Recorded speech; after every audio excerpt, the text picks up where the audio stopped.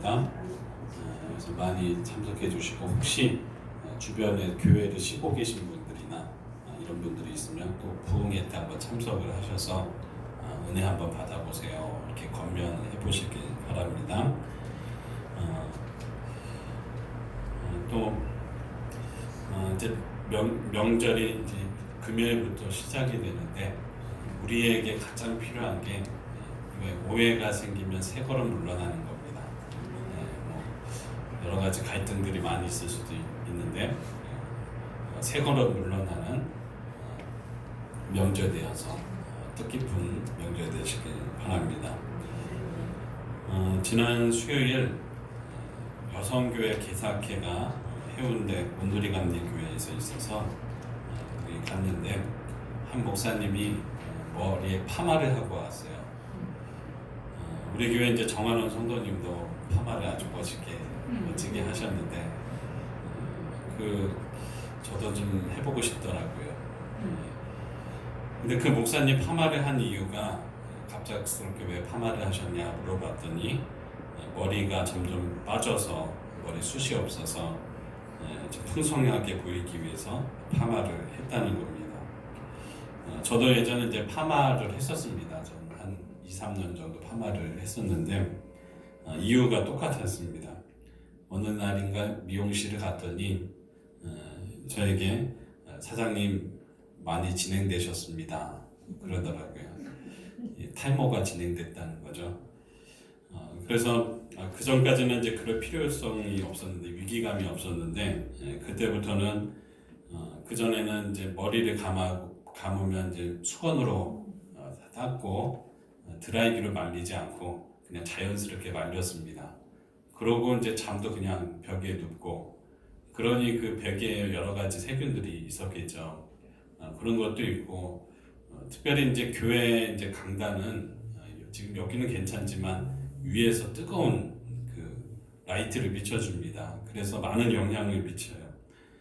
그래서 탈모가 빠르게 진행이 되는데 제가 관리를 하지 않았습니다. 그런데 그 이야기를 들으니까 그때부터 이제 머리를 감고 드라이기로 말리기 시작하고 린스를 사용하지 않았는데 린스도 종종 사용하게 되고 밤에 이제 바로 잤는데 바로 이렇게 다 말리고 잠을 자게 되고 이 머리 관리에 필요하게 된 것들 머리가 관리가 필요하게 된 것이죠. 머리 파마도 해서 풍성하게 보이려고 하고 이런 이제 신경 쓰지 않았던 것들을 필요성에 따라서 하게 되었습니다. 전에는 필요하지 않았던 것이 어느덧 지났을 때 꼭 필요한 것들이 있습니다. 전에는 그것이 필요한지도 몰랐습니다. 그런데 시간이 지나니까 불편함이 찾아오고 그것이 때론 나에게 건강을 해치기도 하는 겁니다. 종종 우리가 전에는 필요가 없었던 지팡이가 필요하게 되는 것처럼 전에 필요 없었던 것들이 또 갑작스럽게 필요하게 되고 전에는 휴대폰도 필요 없는 사람이었는데 점점 이것이 필요하게 되고 건강을 챙기지 않았던 사람이 건강식품을 먹게 되고 내 몸에 따라 내 상태에 따라 필요한 것들이 생기게 됩니다. 그런데 문제는 그렇게 나를 불편하게 하는 것이라면 아마도 고쳐야 되는데 그런데 이 습관에 빠지면 그것이 정말 필요한 것인지도 모른다는 사실입니다. 앞에 이제 제가 그림 하나를 준비를 했습니다. 이 서양화인데요. 이 유럽인들이 서양인들이 중세시대의 그림인데요. 화가가 그림을 그렸는데 많은 사람들이 귀족들입니다. 귀족들이 식사를 하고 있습니다. 다음 그림도 한번 보세요. 다음 그림을 보면 한 농부처럼 보이는 서양인이 식사를 하고 있습니다. 근데 뭐 특이한 점 발견한 거 없으십니까? 그림 속에서 전의 그림과 지금 그림 볼 때 보면 수저와 나이프는 있는데 유럽인데 포크를 들고 있지 않습니다. 포크가 없는 겁니다. 이 과거 서양화들을 보면 식사 장면에 보면 포크가 없어요. 그 왜인 줄 아십니까? 당시 중세시대 유럽 사람들이 포크의 필요성을 몰랐습니다. 그래서 사람들이 이렇게 말하는 거예요. 왜 포크를 사용해야 돼요? 손으로 먹으면 되지. 이렇게 말했다는 거예요. 이 처음 사용한 것이 이탈리아 사람들 시골에서 이거 사용을 했는데, 그때 사람들이 이렇게 말을 했어요. 왜 음식을 포크로 찍어 먹어요? 손으로 나이프 고기는 잘라서 손으로 먹으면 되고, 기름이 묻으면 손으로 닦으면 되는 거고, 스프를 수저로 떠 먹으면 되지. 왜 굳이 이 흉측하게 보이는 악마의 뿔 같은 이 포크를 왜 사용합니까? 이건 왜 필요한지 모르겠습니다. 또 이 무기 같고 이 흉측한 이거를 왜 사용해야 합니까? 그래서 이 포크가 혐오 물품이었어요. 그런데 이 프랑스 귀족들이 하나 둘 점점 찍어 먹는 걸 보면서 우아해 보이는 거예요. 귀족들이 사용하기 시작하니까. 그래서 지금은요, 없어서는 안 되는 식사 도구가 되었습니다. 처음에 유럽인들은요, 포크가 왜 필요한지 모르는 거예요. 필요 없다는 거예요. 우리 인생 속에 나에게 가장 필요한 것이었는데, 살면서 가장 편리하게 하는 것인데 필요 없다고 생각을 했던 것이죠. 여러분, 신앙 속에서도 필요한 것이 있습니다. 우리의 신앙 속에서 필요한 것이 무엇입니까? 저는 은혜라고 생각합니다. 우리가 살아가면서 하루하루를 살아가면서 하나님의 자녀로 살아가는데, 은혜 없으면 우리 살아갈 수가 없습니다. 은혜가 없으면 뭐 잘 되는 것 같다가도 낙심하기가 너무 쉽습니다. 내가 은혜가 없으면 작은 말에도 상처를 받고 속상하게 됩니다. 하나님의 은혜가 없으면 내 앞날에 있는 것들이 계속 걱정이 돼요. 이게 정말 그렇습니다. 우리가 가장 필요한 것을 감사도 모르고 하나님이 주시는 은혜를 깨닫지 못하고 감사하지 못하게 됩니다. 오늘 4절 말씀을 보게 되면 이사야 선지자가 낙심으로 위기가 찾아왔습니다. 우리 4절 말씀 우리 한 목소리로 봉독합니다. 4절입니다. 그러나 나는 말하기를 내가 헛되이 수고하였으며 무익하게 공연히 내 힘을 다하였다 하였도다. 아멘. 그리고 말씀을 보니까 헛되이 수고했다고 했습니다. 무익하게 힘을 다 소비를 했습니다. 허무하게 되었다는 거예요. 무슨 일을 했는데 왜 했는지 모르게 됐다는 거예요. 누군가를 만났는데 왜 만났는지 모르는 거예요. 내가 그렇게 몸이 피곤하고 노력을 했는데 이 피곤에 보람이 하나도 없다는 겁니다. 이스라엘 백성이 가장 필요한 것을 받아들이지 않고 있기 때문입니다. 백성에게 이사야 선지자가 하나님의 말씀과 은혜의 말씀을 전했습니다. 그런데 백성들이 이 필요 없다는 거예요. 받아들이지 않는 겁니다. 그렇게 하나님의 말씀을 좌절하지 않으면서 포기하지 않으면서 계속 말씀을 전했습니다. 그런데 어느덧 이사야 선지자도 하나님의 선지자였지만 아무리 하나님의 말씀을 들려주어도 좀체 변하지 않으니까 사람들이 원망만 늘어놓고 변하지 않는 겁니다. 그래서 이사야 선지자도 위기가 찾아왔습니다. 어떤 위기입니까? 아무리 전해도 변하지 않는, 그때 내가 아무리 노력해도 되지 않는구나. 그때 찾아오는 낙심인 것이죠. 낙심이라는 말이 무슨 뜻입니까? 마음이 떨어진 것이죠. 이사야 선지자에게 찾아온 위기는 어떤 위기입니까? 바벨론의 박해 때문에 힘들어서 위기가 찾아온 것이 아니었습니다. 누군가 나를 괴롭히기 때문에, 누군가 나를 속상하기 때문에 위기가 찾아온 게 아니고, 그래서 내가 힘든 게 아닙니다. 누군가 나를 고문해서 힘들게 하고 고통을 주기 때문에 내가 힘든 것이 아니라, 사람들이 나를 인정해주지 않고 나를 받아들이지 않기 때문에, 이것 때문에 힘든 것이 아니라, 누군가 자신의 것을 빼앗고 나를 억울하게 해서 힘든 것이 아니라, 누군가 나를 괴롭히고 이간질하고 험담하고 그렇게 다닌다고 내가 힘든 것이 아니었어요. 이사야 선지자는 지금 가장 힘든 것은요, 내 내면이 너무 낙심하여서 마음이 떨어져서 아무것도 할 수 없는 사람이 되었다는 거예요. 그에게 있어서 가장 힘든 것은요, 지금 내가 허무감이 찾아왔어요. 헛되다. 내가 뭘 해도 아무것도 아닌 것이 되었다. 헛됨이 찾아온 거예요. 이게 진짜 위기입니다. 뭘 해도 힘이 나질 않고 무엇을 먹어도 먹혀지질 않고, 혹시 그런 적 있으십니까? 음식이 먹히질 않는 거예요. 그리 집에 오래 누워있는데 내 정신은 깨어져 있어요. 그렇게 아무것도 하기 싫어서 누워서 하루 종일 방에 있는데도 잠이 안 와요. 여러분, 진짜 위기는 여러분 마음이 떨어지는 겁니다. 진짜 위기는요, 수고하고 땀을 흘렸는데도 아무 소용이 없는 내 인생의 허무감이 나에게 찾아오는 것입니다. 사람들에게 달라지라고 이사야 선지자가 달라져야 한다고 하나님의 말씀이 아무리 말해도 그들이 하나님과 간격을 전혀 좁히질 않았습니다. 자신의 생각이 맞다고, 내가 가진 방법이 옳다고 주장하면서 하나님의 말씀을 듣지 않습니다. 그들이 조금만 말씀대로 살고 조금만 변했더라면 하나님이 넘치는 복을 부어주실 텐데, 하나님의 말씀이 필요 없다는 이 사람들, 그렇게 오랫동안 전했지만 달라지지 않는 현상을 보면서 마음에 허무감이 찾아왔습니다. 그렇게 지금 이사야가 힘들고 위기가 찾아오고 허무합니다. 이사야는 이런 허무함이 찾아왔을 때 어떻게 할까요? 여러분은 어떻게 하십니까? 나에게 아무런 의미가 없는 삶이 내 앞에 존재할 때, 이사야는 그 순간 나를 지으신 분이 누군가를 생각했습니다. 나를 만드신 분이 누굴까? 내가 왜 태어났는가 생각해요. 5절 말씀을 함께 봉독합니다.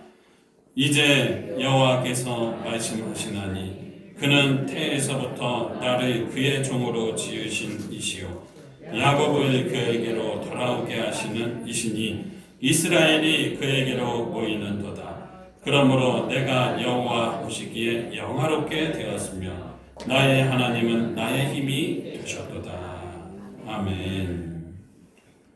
여러분, 위기가 찾아왔을 때 신기하게 이사야 선지자가 이 문제를 해결하는데 어떻게 해결하느냐 봤더니요, 나를 지으신 분이 누군가, 나를 태에서부터 만드신 분이 누군가를 생각을 하는 겁니다. 나를 종으로 지으신 이가 누군가, 내가 어디에서부터 왔는가, 주님은 나를 왜 창조하셨는가를 생각을 하는 거예요. 문제 해결을요, 내가 머리를 싸매면서 해결하는 것이 아니라 내가 나를 만드신 분부터 생각하는 거예요. 하나님의 은혜부터 생각하는 겁니다. 아멘. 우리 옆에 분에게 하나님의 은혜를 받읍시다. 우리 어깨 한번 더 펴시고 허리도 펴시고 몸도 한번, 피곤하시죠? 어떤 그 목사님 아버지가 교회를 맨 앞자리에 앉으시는데 맨날 좋으시는 거예요. 그래서 옆에다가 손자를 앉혀서, 야, 내가 할아버지 좋을 때마다 옆에 쿡쿡 찔러. 그러면 내가 1,000원 줄게. 목사님은 그랬습니다. 그랬는데 그 맨날 이제 좋으시면 쿡 찌르는 거죠. 그러면 근데 어느 날 몇 주 지나 한 달 지나니까 이 손자 아들이 할아버지가 그렇게 앞에서 줬는데 교인들 보기에 민망한데 안 찌르는 거예요. 그래서 예배가 끝나서, 야, 너 왜 안 찔러? 할아버지 계속 줬는데 할아버지가 2,000원 준다고 했어요. 혹시 여러분 옆에서 조심하고 쿡쿡 찌르세요. 하나님 말씀 드시면 하나님 2,000원 주실지도 모릅니다. 여러분, 진짜 위기가 무엇입니까? 진짜 위기는요, 하나님이 없는 믿음이에요. 내가 교회를 다니고 있는데 믿음이 없고 은혜가 없는 겁니다. 왜 다녀야 되는지 모르는 겁니다. 하나님을 믿으면서 하나님을 찾지 않는 믿음이 여러분 진짜 위기예요. 이스라엘 백성이 그랬던 것이죠. 진짜 위기가 찾아왔는데도 위기를 모르는 겁니다. 하나님이 없는 삶이 진짜 위기가 시작되고 불안한 삶인데, 하나님 없으니 얼마나 불안하고 내 힘으로 살다가 넘어질 일들이 얼마나 많았겠습니까? 이스라엘 백성이 내가 하나님을 믿는데 굳이 하나님의 말씀이 왜 필요한지 모르는 거예요. 내가 하나님을 믿는데 하나님의 말씀? 그거 왜 필요해? 내가 믿고 있는데, 내가 마음으로 믿으면 되는 것이지. 마치 이런 거예요. 내가 예수님 믿으면 되지. 내 마음은 예수님이 향하면 되지. 왜 예수님이 내 안에 들어와셔야 돼? 이렇게 묻는 거예요. 그리고 나는 죽고 예수님이 살아가야 한다고 하는데 내가 굳이 죽어야 할 이유가 뭐야? 예수님만 사시면 되지. 내가 살면서 즐길 수 있는 것은 다 즐기고 마음으로만 예수님을 믿으면 되지. 내 삶은 내가 사는 거 아닙니까? 목사님? 예수님이 굳이 내 마음을 왜 사셔야 합니까? 이렇게 묻는 것과 같은 거예요. 내가 교회를 다니고 있는데 내 마음이 하나님이 향하고 있으면 되는데 굳이 내 삶이 지금에서 즐길 수 있는 것은 다 즐기면 되고 이것을 주님이 원하시지 않을까? 이렇게 생각하는 거예요. 왜 말씀이 필요하고 왜 은혜가 필요합니까? 내가 마음을 향하고 있으면 되지. 이렇게 질문하는 거죠. 그런데 여러분, 그러다가 인생의 허무감이 찾아오고요. 그러다가 지옥 가는 겁니다. 여러분, 이것은 거의 예수님이 필요 없는 삶이에요. 신앙이 필요 없는 삶이에요. 필요치 않다는 겁니다. 내가 결정하면 되지 굳이 헌신하고 신앙이고 뭐 필요합니까? 라고 하는 거죠. 여러분, 우리는 이렇게 말할 수 없으니까, 제가 말한 것처럼 말할 수 없으니까 우리가 신앙의 삶을 살아가려고 노력합니다. 입술로는 아멘 합니다. 예수님이 내 마음에 계시고 내 안에 성령 충만함을 주시옵소서. 나와 함께 하시고 나를 도와주시고 나를 복 주시옵소서. 내 죄를 회개합니다. 나에게 하나님의 은혜를 부어 주옵소서. 이렇게 은혜를 간구하지만 실제 살아갈 때는 그 삶을 보면 이 사람이 정말 나 믿는 사람이 맞아? 정말 예수 믿는 사람 맞는 것 같아? 사람들이 볼 때 그런 거예요. 제가 전도를 하다 보면 이렇게 대답하시는 분들이 계셔요. 전도를 하다 보면 예수 믿고 구원 받으세요. 교회 다녀오셨어요? 그러면 전 절에 나가요. 그래요. 절에 나가세요? 절에 1년에 몇 번 가세요? 그 대답을 안 하세요. 이게 한 번 갈까 말까거든요, 사실. 그러면서 자기는 불도라는 겁니다. 1년에 한 번 절에 한 번 안 가면서 나는 절에 다닌다고 이야기를 합니다. 절에 가지도 않으면서 불자라고 해요. 저는 그거 신앙이 아니라고 생각을 해요. 내 마음으로 내가 부처를 생각하고 있으면 되지 내 삶은 마음대로 살아가고 있는 것이거든요. 이게 신앙이 아니죠. 믿음이라는 것은 굳이 그 삶 속에 이 사람 필요 없는 거예요. 내가 마음으로만 생각하고 있으면 되지. 그럼 나는 불자라는 생각만 하고 있으면 되지. 내 삶의 변화가 없어도 된다는 거거든요. 마찬가지입니다. 믿음이 내 마음이면 되지 굳이 예배하고 기도하고 은혜를 왜 받아야 합니까? 내가 살아보니 예수 믿어도 복잡하고 예수 믿어도 어려운 일 생기고 예수님 믿어도 아프고 굳이 말씀을 왜 들어야 하며 예배를 왜 드려야 하는 거예요? 순종이 뭐가 필요하다고요? 그런 거 없어도 내가 마음으로만 믿으면 되잖아요. 뭐 예수 믿는 사람이라고 다른 줄 아세요? 할 거 다 하던데요? 이런 말 많이 들었어요. 여러분도 들어보지 않았습니까? 여러분 어떻게 해야 하는 겁니까? 어떻게 해야지 하나님의 은혜를 받아들이고 허무하지 않는 신앙생활을 할 수 있을까요?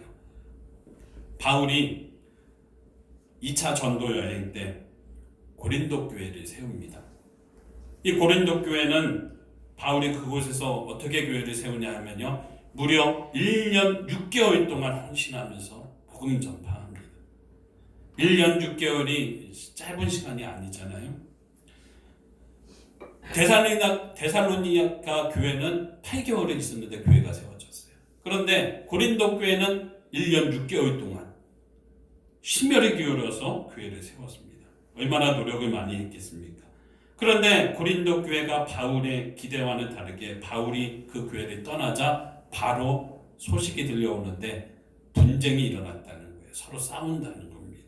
누구 파다 하면서 서로 분쟁하고 싸우고 있다는 겁니다. 그래서 제발 와서 도와주고 제발 어떻게 좀 해달라고 바울에게 편지가 온 거예요. 바울이 이런 상황을 받아들이면서 어떻게 할 것 같습니까? 내가 당장 그곳에 가서 누가 했어? 누가 그렇게 했어? 너 잘못했어? 넌 어떻게 그럴 수 있니? 너 빨리 고쳐야 합니다. 누구누구를 추방해야 합니다. 하면서 질책하는 것이 아니라 바울이 편지를 써요.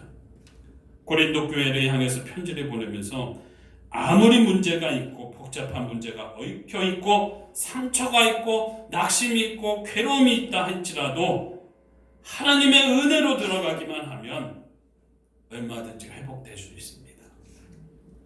그게 교회입니다. 고린도전서 1장 4절 말씀을 함께 봉독합니다. 그리스도 예수 안에서 너희에게 주신 하나님의 은혜로 말미암아 내가 너희를 위하여 항상 하나님께 감사하노니. 아멘. 하나님의 은혜로 말미암아 내가 너희를 위하여 항상 뭐라고요? 하나님께 감사한다. 문제보다는 은혜를 택하고 감사를 택하고 있어요. 하나님의 말씀을 택하고 있는 거예요. 독일 나치 때 세계 제2차 세계대전 때 유대인들이 600만 명이 죽었다고 해요. 정말 많은 사람이 죽은 것이죠. 우리 부산 사람이 한 300만 명이 덜 된다고 하잖아요. 근데 이보다 많은 부산 시내 모든 사람들보다 더 많은 사람이 600만 명이 죽은 거예요. 이거 심각한 문제죠. 어마어마한 사람이 죽은 겁니다. 특히 유대인들이요. 얼마나 독한지요. 사람들을 가스로 죽여서 기름을 짠 다음에 그 기름으로 비누를 만들어서 파는 거예요. 유대인들은 자녀들을 지금도 교육할 때 유대인들 그 이스라엘 박물관에 가보면 그때 만든 비누를 자녀들에게 보여주면서 우리가 이렇게 고통을 당했다. 잊지 말아라. 잊지 말아라. 힘에 길러야 된다. 그렇게 교육을 하고 있다고 해요. 근데 아우슈비츠 수용소에서 외과 의사 하나가 잡혀왔습니다. 이제 좀만 있으면 선택만 되면 가스실로 가서 죽는 겁니다. 이 감옥에서 가봤더니 외과 의사가 가봤더니 수도 없는 사람이 돼지우리 같은 곳에 갇혀서 바글바글한 곳에서 사람들이 있는 거예요. 그곳에서 이 군인이 와서 독일 나치가 와서 너 하면 그 사람 잡혀간 사람은 어김없이 죽고 돌아오지 않는 겁니다. 그런데 이 외과 의사가 자세히 지켜보는데 자신도 그곳에서 너무나도 두렵고 떨려서 언제 선택될지 모르니까 벌벌 떨려서 있는데 가만히 보니까 사람들이 불평하고 원망하고 하나님을 저주하고 그러더라는 거예요. 그러다가 나치가 데려와서 일어서 하면 다 일어나면 그렇게 하나님을 원망했던 사람들의 표정이 갑자기 어두워지기 시작하면서 두 다리를 불불 떨면서 오줌을 지르면서 막 창백해지면서 그렇다는 거예요. 그러면 어김없이 이 나치는 그 사람들을 너 나와 이 두려워하는 사람들을 원망했던 사람들만 데려갔다는 거예요. 계속 지켜보니까 그 사람들이 계속 잡혀가서 죽는 거예요. 이 의사가 고민을 했어요. 어떤 사람이 죽는가? 그래서 살 수 있는 방법이 뭔가? 그 순간 하나님께 기도합니다. 하나님, 내가 어떻게 살 수 있겠습니까? 하나님께 그렇게 기도하니 하나님께서 은혜를 생각해라. 감사해라. 그렇게 말씀을 주시더라고요. 그 상황에서 어떻게 감사할 수 있습니까? 좀 있으면 가스실에서 죽게 되는데요. 근데 그 말씀을 마음속에 새기면서 환경이 어려웠지만 이 외과 의사가 순종을 합니다. 그런데 어느 날인가 육체 노동을 하는데 유리 조각, 땅을 파는데 유리 조각 하나를 발견해요. 깨달은 것이 있었어요.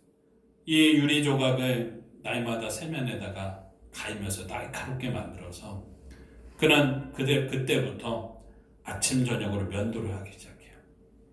이 유리 날카로운 면도를 만들어서 면도를 하고 늘 하나님이 주신 은혜를 생각하면서 얼굴을 밝게 하는 거예요. 그 수용소에서 가스실 직전에 있는 사람이었으나 면도를 늘 하고 있고 얼굴이 밝고 하나님 감사합니다. 그랬더니요 매일매일 사람들이 잡혀가고 가스실로 가고 새로 들어오고 하는데 그렇게 많은 사람이 오고 잡혀갔는데 감사와 은혜로 살아간 자신은요, 독일이 패망할 때까지도 가스실에 잡혀가지 않고 그 감옥에서 마지막까지 그가 살아날 수 있었다는 거예요. 여러분, 참고하시기 바랍니다. 참고하세요.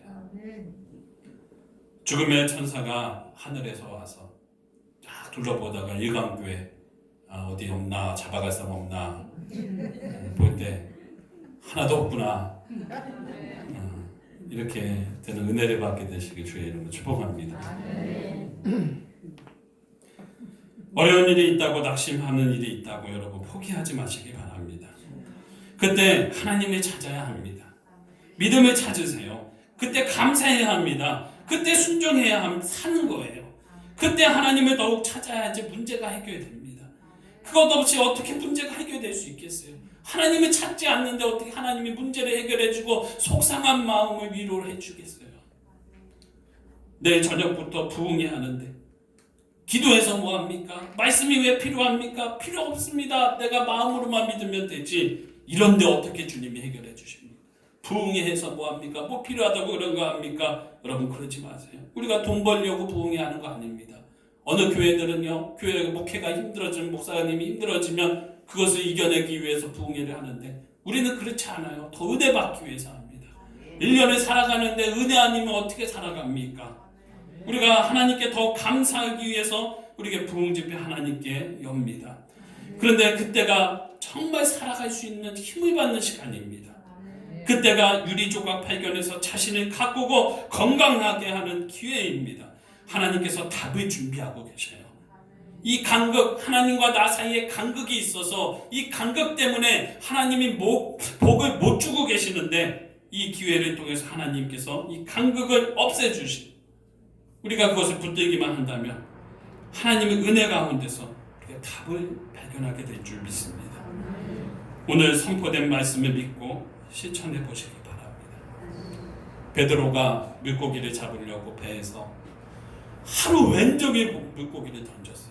그는 어부였어요. 프로 어부입니다. 물고기 잡아서 먹고 살아가는 사람이에요.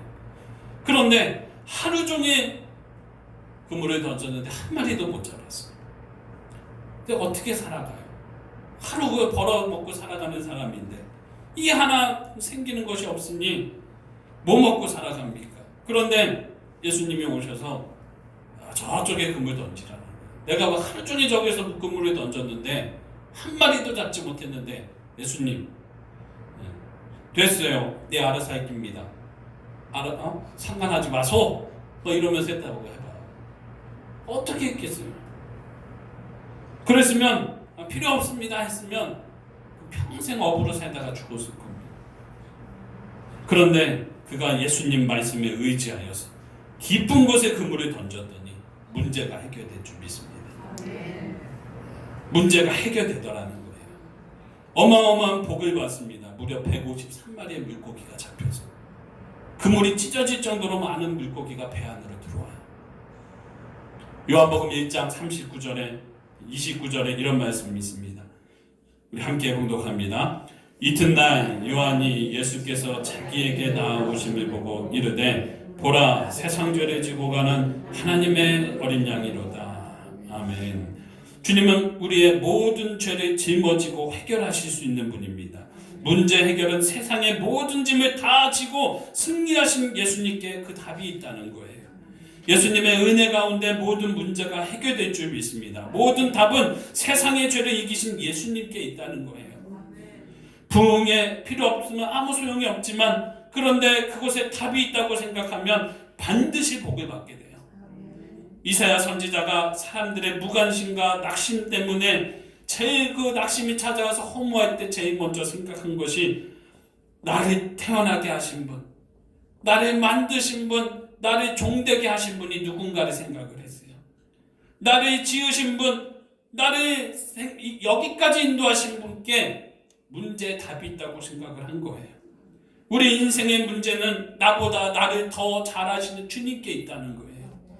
내 모든 것을 나보다 더 잘, 나도 나를 잘 모를 때가 많잖아요. 근데 주님은 나보다도 나를 너무나도 잘 아셔요. 제가 이렇게 말하면요, 주님께 다 맡기고 난 내 마음대로 살깁니다, 이런 사람들이 있어요. 여러분 그러지 마시고요, 주님의 십자가를 붙들게 되시기 바랍니다. 헌신의 삶을 시작하게 되시기 바랍니다. 이 시간 깊은 곳에 그물을 던질 수 있는, 주님의 말씀을 의지할 수 있는 그 믿음을 강구하게 되시길 주의 이름으로 축복합니다. 우리 함께 전능하신 나의 주 하나님을 결단하며 찬양하십니다.